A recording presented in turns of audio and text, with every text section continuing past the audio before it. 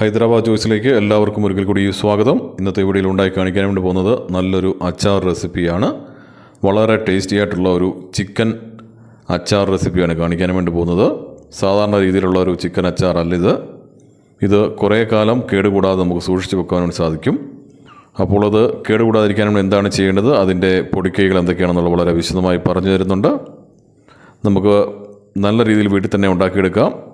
അടിപൊളിയായിട്ടൊരു അച്ചാർ എങ്ങനെ ഉണ്ടാക്കാം നമുക്ക് നോക്കാം. നമുക്ക് നേരെ വീഡിയോയിലേക്ക് പോകാം. 1 കിലോ ബോൺലെസ് ചിക്കനാണ് ഇവിടെ എടുത്തിട്ടുണ്ട്. ഇതുപോലത്തെ മീഡിയം പീസുകളാക്കിയാണ് എടുത്തിരിക്കുന്നത്. വലിയ പീസുകളല്ല നമുക്ക് ആവശ്യം. നമുക്ക് ചിക്കനിലേക്ക് കുറച്ച് ഉപ്പ് ആഡ് ചെയ്ത് കൊടുക്കാം. കുറച്ച് മഞ്ഞൾ പൊടിയും കൂടി ഇട്ട് കൊടുക്കാം. വളരെ കുറച്ച് ചിക്കൻ മസാല കൂടെ നമുക്ക് ആഡ് ചെയ്ത് കൊടുക്കാം. ഇനി നല്ലതുപോലെ ചിക്കനിലേക്ക് മസാലപ്പൊടികളെല്ലാം കൂടെ ഒന്ന് പുരട്ടി കൊടുക്കാം. ഉപ്പും മഞ്ഞൾ പൊടിയും ചിക്കൻ മസാലയെല്ലാം നല്ലതുപോലെ പുരട്ടി കൊടുക്കാം. 1 മണിക്കൂർ നേരം ഇങ്ങനെ ഇരിക്കട്ടെ. ഇനിയും വേണ്ടത് കുറച്ച് കടുകാണ്, കുറച്ച് വെളുത്തുള്ളി ആവശ്യമുണ്ട്, കുറച്ച് ഇഞ്ചി അരിഞ്ഞത്, 2-3 പച്ചമുളക്, അതുപോലെ തന്നെ കുറച്ച് ഉലുവ, 2-3 ഏലക്ക, 2-3 ഗ്രാമ്പു, 1 കഷ്ണം കറുവാപ്പട്ട, കുറച്ച് പെരുംജീരകം, കുറച്ച് ഫ്രഷായിട്ടുള്ള കറിവേപ്പില ആവശ്യമുണ്ട്.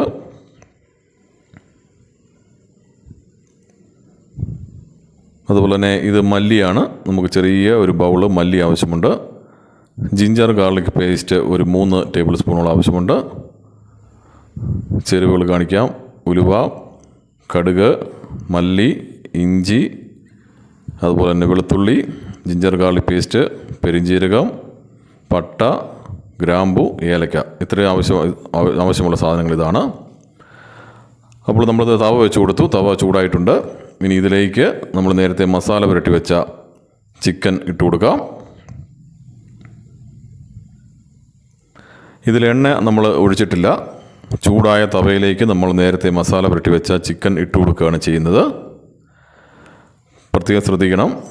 നമ്മൾ ഇത് ചെയ്യുന്നത് ചിക്കനുള്ളിലെ വെള്ളം പറ്റിച്ച് കളയാൻ വേണ്ടിയാണ് ഇങ്ങനെ ചെയ്യുന്നത്. അപ്പോൾ നമ്മൾ ബോൺലെസ് ആണ് എടുത്തിരിക്കുന്നത്. എപ്പോഴും ചിക്കൻ അച്ചാർ ഇടാൻ വേണ്ടിയിട്ട് ബോൺലെസ് ചിക്കൻ എടുക്കുന്നതാണ് നല്ലത്. നമ്മൾ എല്ലോടുകൂടി എടുത്തു കഴിഞ്ഞാൽ അത് മൂത്ത് വരാനും അതുപോലെ തന്നെ പെട്ടെന്ന് കേടായി പോകാൻ സാധ്യതയുണ്ട്. അതുകൊണ്ട് ബോൺലെസ് എടുക്കാൻ വേണ്ടി ശ്രമിക്കുക. ഇപ്പോൾ തവ ചൂടാകാൻ തുടങ്ങിയിട്ടുണ്ട്. ചിക്കൻ്റെ കളറൊക്കെ മാറി വരാൻ തുടങ്ങിയിട്ടുണ്ട്. നമ്മൾ കുറേ സമയം ഇത് ഇളക്കി കൊടുക്കുക. നല്ലതുപോലെ തവ ചൂടായി കഴിഞ്ഞ ശേഷം ചിക്കനിൽ നിന്നും വെള്ളം കുറേശ്ശെ തവയിലേക്ക് ഇറങ്ങി വരും. ഇപ്പോൾ തവ ചൂടാകാൻ തുടങ്ങിയിട്ടേ ഉള്ളൂ. ചിക്കൻ്റെ കളറൊക്കെ ഒന്ന് മാറി വരുന്നുണ്ട്. നമ്മൾ ഇളക്കി കൊടുത്തുകൊണ്ടേയിരിക്കുക. തിരിച്ചും മറിച്ചും ഇട്ട് കൊടുക്കുക. കുറേ നേരം ഇളക്കി കൊടുക്കുക. ഈ ചിക്കൻ്റെ ഉള്ളിൽ നിന്നും വെള്ളം മൊത്തം ഇറങ്ങി വന്ന് വെള്ളം പറ്റിപ്പോയതിന് ശേഷമാണ് നമ്മളിത് ചിക്കൻ വറക്കുന്നത്. അപ്പോൾ പെട്ടെന്ന് ചിക്കൻ വറുത്തെടുക്കുവാനും അതുപോലെ ചിക്കൻ്റെ ഉള്ളിലേക്ക് നല്ല രീതിയിൽ തന്നെ എണ്ണ ചെന്ന് ഫ്രൈ ആകുകയും ചെയ്യും. ഇപ്പോൾ ചിക്കൻ്റെ ഉള്ളിൽ നിന്നും വെള്ളം ഇറങ്ങി വരാൻ തുടങ്ങിയിട്ടുണ്ട്.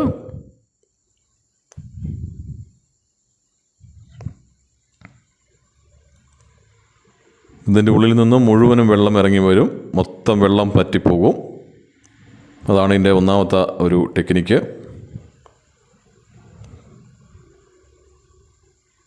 ചിക്കൻ പീസിനുള്ളിൽ വെള്ളം ഉണ്ടെന്നുണ്ടെങ്കിൽ നമ്മൾ ഇടുന്ന അച്ചാർ പെട്ടെന്ന് കേടാവും.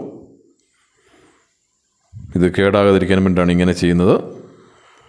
ഇത് ഉണ്ടാക്കിയെടുക്കാൻ കുറച്ച് സമയമെടുക്കും. പെട്ടെന്ന് ഉണ്ടാക്കിയെടുക്കാൻ പറ്റുന്നൊരു അച്ചാറല്ല. ഇപ്പോൾ വെള്ളമൊക്കെ നല്ലതുപോലെ വന്നിട്ടുണ്ട്. നമ്മൾ വീണ്ടും ഇളക്കി കൊടുക്കുക.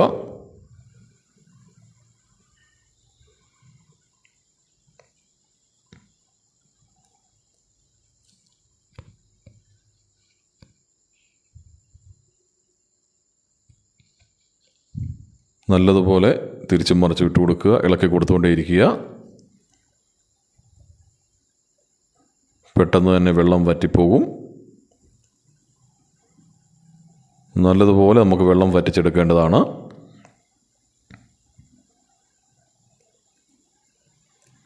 കുറച്ച് ക്ഷമയോടുകൂടി ചെയ്യേണ്ട ഒരു അച്ചാർ റെസിപ്പിയാണിത്. ഇപ്പോൾ വെള്ളമെല്ലാം നല്ലതുപോലെ വറ്റി, ശകലം പോലും വെള്ളമില്ല. ചിക്കൻ പീസ് നല്ലതുപോലെ ഡ്രൈ ആയിട്ടുണ്ട്. ഇതുപോലെ നമുക്ക് ഡ്രൈ ആക്കി വേണം എടുക്കാൻ. അപ്പോൾ നമുക്കിത് മാറ്റി വെക്കാം. നമ്മളൊരു തവയിലേക്ക് കുറച്ച് എണ്ണ ഒഴിച്ചു കൊടുക്കുന്നു. ആ എണ്ണ ചൂടായി വരുമ്പോൾ നമുക്കതിലേക്ക് നേരത്തെ നമ്മൾ വെള്ളം വറ്റിച്ച് വെച്ച ചിക്കൻ പീസുകൾ ഇട്ട് കൊടുക്കാം. ഇനിയാണ് നമ്മളിത് നല്ലതുപോലെ ഫ്രൈ ചെയ്തെടുക്കുന്നത്. അപ്പോൾ ചിക്കൻ പീസുകളെല്ലാം ഇട്ട് കൊടുത്തു. ഇനി എണ്ണയിൽ കിടന്ന് നല്ലതുപോലെ ഇതൊന്ന് ഫ്രൈ ആയി വരട്ടെ. ഇത് ലോ ഫ്ലെയിമിൽ വെച്ച് വേണം ചെയ്യാൻ. കാണുന്നത് പയ്യെ ഫ്രൈ ആയി വരുന്നതാണ് നമുക്കിപ്പോഴും നല്ലത്. ഗ്യാസിൻ്റെ ഫ്ലെയിം കൂട്ടി വെക്കരുത്. ചിക്കൻ പീസിൻ്റെ ചെറിയ കളറൊക്കെ മാറി വരുന്നതേ ഉള്ളൂ. അപ്പോൾ കളറൊക്കെ ഒന്ന് മാറി വന്നിട്ടുണ്ട്. നമുക്കിനിയും മറു സൈഡും കൂടെ ഒന്ന് ഫ്രൈ ആക്കി എടുക്കണം. അപ്പോൾ ഓരോ പീസുകളായിട്ട് നമുക്ക് തിരിച്ചിട്ട് കൊടുക്കാം.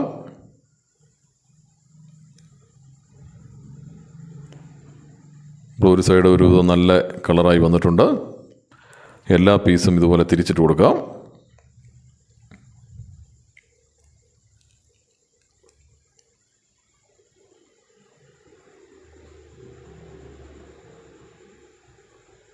അപ്പോൾ ചിക്കൻ പീസുകളെല്ലാം നമ്മൾ തിരിച്ചിട്ട് കൊടുത്തു.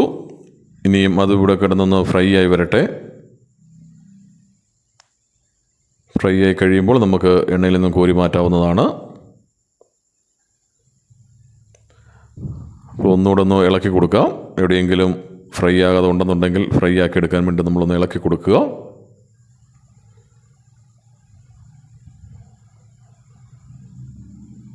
നല്ലതുപോലെ ഫ്രൈ ആയി കഴിഞ്ഞതിന് ശേഷം നമുക്ക് എണ്ണയിൽ നിന്ന് കോരി മാറ്റി എടുക്കാവുന്നതാണ്.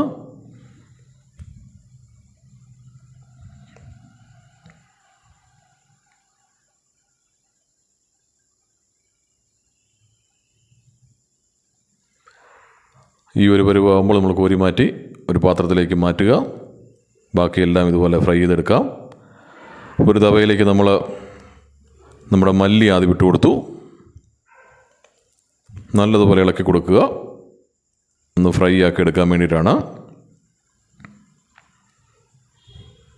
കുറച്ചൊന്ന് ഫ്രൈ ആക്കി കഴിഞ്ഞതിന് ശേഷം നമുക്കതിലേക്ക്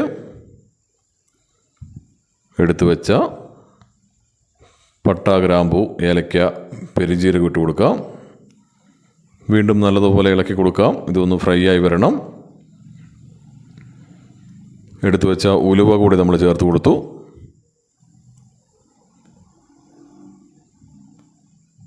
കടുകും കൂടെ ചേർത്ത് കൊടുക്കാം.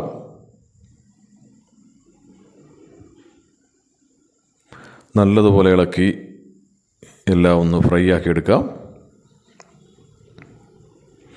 അപ്പോൾ ഇത് നല്ലതുപോലെ ഇളക്കി കൊടുക്കുന്നു. നമ്മൾ കൈവിടാതെ ഇളക്കി കൊടുത്തുകൊണ്ടേയിരിക്കുക, അല്ലെങ്കിൽ ഇത് കരിഞ്ഞു പോകാൻ സാധ്യതയുണ്ട്. നല്ലതുപോലെ ഇളക്കി കൊടുത്ത്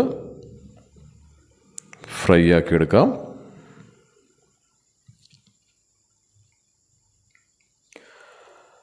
ഇപ്പോൾ നല്ലതുപോലെ ഫ്രൈ ആയിട്ടുണ്ട്. നമുക്ക് സൈഡിലേക്ക് തണുക്കാൻ വേണ്ടി മാറ്റി വെക്കാം. അപ്പോൾ ചിക്കൻ വറുത്ത അതേ എണ്ണയിലേക്ക് തന്നെ നമ്മൾ അരിഞ്ഞു വെച്ച ഇഞ്ചി ഇട്ട് കൊടുത്തു. ഒന്ന് ഇളക്കി കൊടുക്കുന്നു. അതിനുശേഷം അരിഞ്ഞു വെച്ച വെളുത്തുള്ളി ചേർത്ത് കൊടുക്കുന്നു. വെളുത്തുള്ളി ഇഞ്ചിയും കൂടെ നല്ലതുപോലെ എണ്ണയിലിട്ടൊന്ന് ഫ്രൈ ആക്കി എടുക്കാം. ഇനി നമ്മൾ നേരത്തെ എടുത്തു വെച്ച പച്ചമുളകും കൂടെ നമുക്ക് ചേർത്ത് കൊടുക്കുന്നു.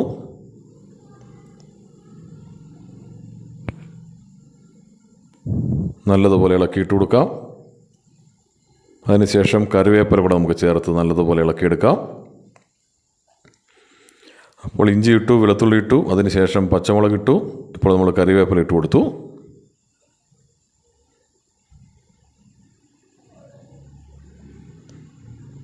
ഈ എണ്ണ പതഞ്ഞ് വരുന്നത് സൺഫ്ലവർ ഓയിലാണ്. ഇനി അതിലേക്ക് നമുക്ക് ജിഞ്ചർ ഗാർലിക് പേസ്റ്റ് കൂടി ചേർത്ത് കൊടുക്കാം. പുതിയ സൺഫ്ലവർ ഓയിൽ വാങ്ങിച്ചതാണ്, പക്ഷേ അത് പതഞ്ഞ് വരുന്നുണ്ട്.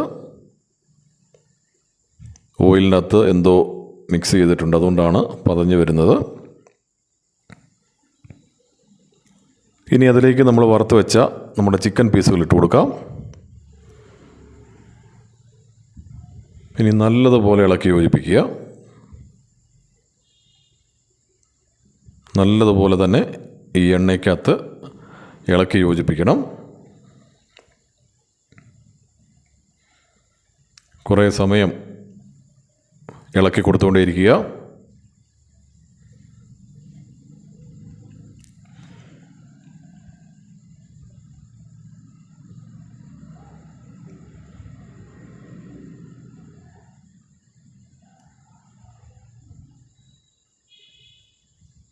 ഇപ്പം നല്ലതുപോലെ നമ്മൾ ഇളക്കിയിട്ട് കൊടുത്തു.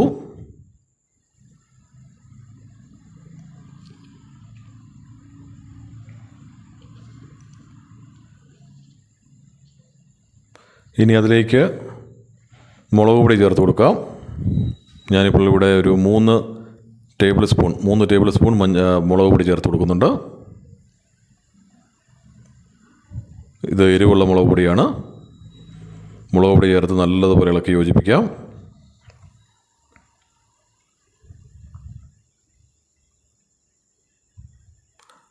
ലോ ഫ്ലെയിമിൽ വെച്ച് വേണം ചെയ്യാൻ, അല്ലെങ്കിൽ മുളക് പൊടിയൊക്കെ കരിഞ്ഞു പോവും.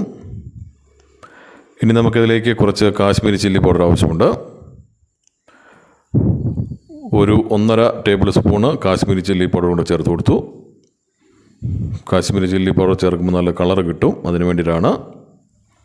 ഇനി ആവശ്യത്തിന് ഉപ്പും കൂടെ ചേർത്ത് നമുക്ക് നല്ലതുപോലെ ഇളക്കി കൊടുക്കാം.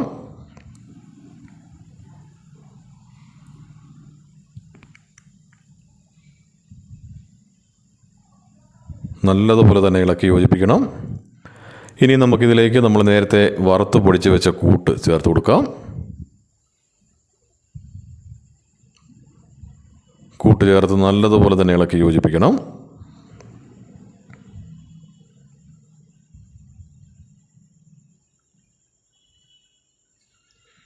നമ്മളിതിലൊരു ശകലം പോലും വെള്ളമൊന്നും ചേർക്കുന്നില്ല.